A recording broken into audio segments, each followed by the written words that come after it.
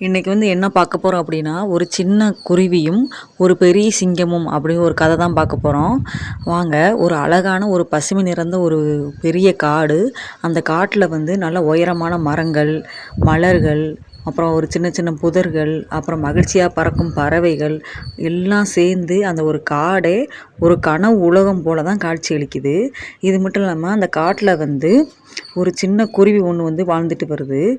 அது உருவத்துல தான் சிறுசு. ஆனா, அதுல மனசுல நம்பிக்கையும், தைரியமும் கொண்டது.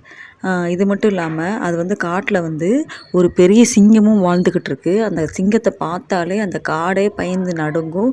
அதோட கர்ச்சனைய கேட்டாலே அந்த காடே அமைதியாயிரும்.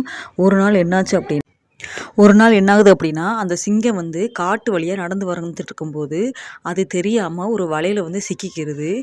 சிக்கிக்கிட்டோன அது வலையிலேருந்து வெளிய வர்றதுக்கு ரொம்ப முயற்சி பண்ணுது. அதுக்கு எவ்வளோ உடம்புல பலம் இருக்கும் பார்த்தீங்களா? அந்த பலத்த பயன்படுத்தினாலுமே, அதுக்கு வலையில வலை ரொம்ப அப்படியே இறுக்கமாயிருச்சு. அத விட்டு வெளிய வர முடியல.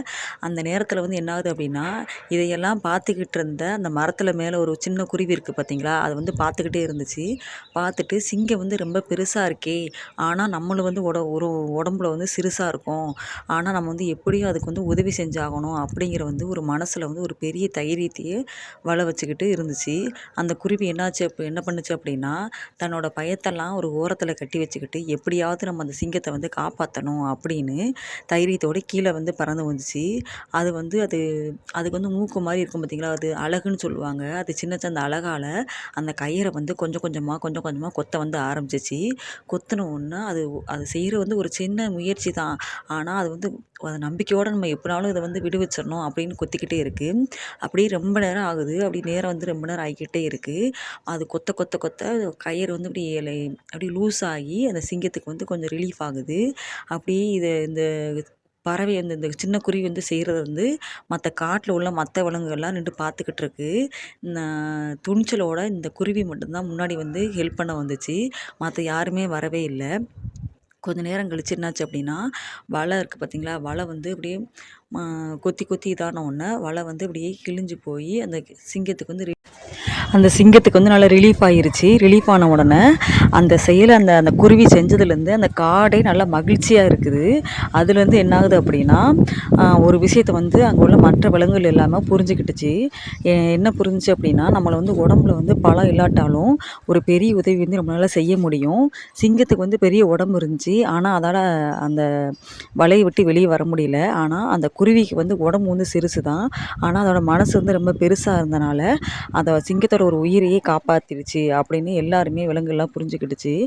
அந்த நாள்லேருந்து என்னாது அப்படின்னா, அந்த காட்டில் யாருமே சின்னவங்க பெரியவங்க பார்க்காம, சின்னவங்களையும் இப்படி ஒரு ஏளனமாக பார்க்காம எல்லாருமே ஒரு நல்லதாக பார்த்தாங்க. அதனால் எல்லாத்துக்குமே ஒரு நல்ல எண்ணங்கள் உருவாச்சு. உண்மையான பலமே எல்லாரும் நல்ல எண்ணங்கள உருவான இந்த கதையிலேருந்து நமக்கு என்ன தெரியுது அப்படின்னா, நம்ம சின்னவளாக இருந்தாலும், பெருசாக இருந்தாலும் நம்ம உடம்பு வச்சு ஒருத்தர் ஹெல்ப் பண்ணணும் அப்படின்னு கிடையாது. நம்மளோட மனசு இருந்தாலே நமக்கு உதவி பண்ணலாம் அப்படின்னு நம்ம இந்த கதையின் மூலமாக தெரிஞ்சுக்கிறோம். அதனால நம்மகிட்ட பெரிய பலம் இல்லாட்டாலும் நம்ம மனசு இருந்தாலே மற்றவங்களுக்கு தைரியம், கருணை, உதவி செய்யும் எண்ணம் இருந்தாலே நம்ம இந்த சமுதாயத்தை ஒரு பெரிய மாற்றத்தை நம்ம உருவாக்கலாம் அப்படின்னு தெரிஞ்சுக்கிறோம். அதனால் எல்லாரும் மனசில் வச்சுக்கோங்க. துணிச்சலுங்கிறது அளவால் கிடையாது, நம்மளோட மனசால் மட்டும்தான் இருக்குது. நம்ம துணிஞ்சு போய் எந்த ஒரு செயலையும் செஞ்சு நம்ம வாழ்க்கையில் வெற்றி பெறலாம். அதனால் யாருக்குமே உதவி செய்யணும் அப்படின்னா உங்களோட மனசு மட்டும் இருந்தாலே போதும்.